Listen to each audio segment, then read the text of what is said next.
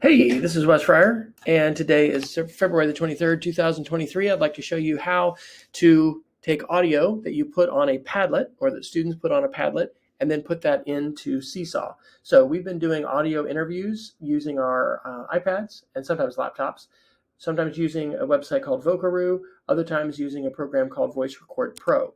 And so I'm going to flip over here to Chrome, and here is the Padlet where we've got all of these different interviews.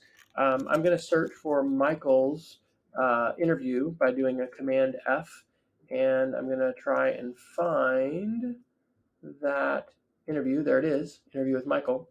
When I go ahead and select this interview, it's going to start to play. I don't want to play it.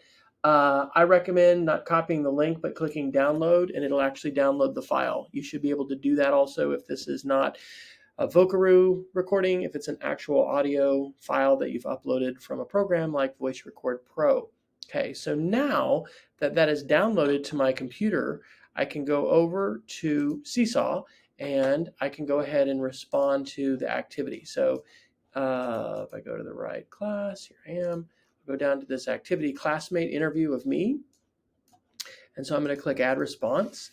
And now I'm just going to click upload, and I'm going to select that file, which should be in my downloads folder here at the top. If you're not seeing that on the computer, rather than view icons, I like to view a list. And you can, instead of viewing it by name alphabetically, you can click on date added, and then it's right here at the top. So now I can select that file, and if it's an MP3 file like this, Seesaw will automatically create this little button that says listen with a little button here. And so you can just go ahead and click plus, and voila, that goes in. So again, I'm responding to the activity in order to put that in. So I hope that has been helpful to you. Good luck, and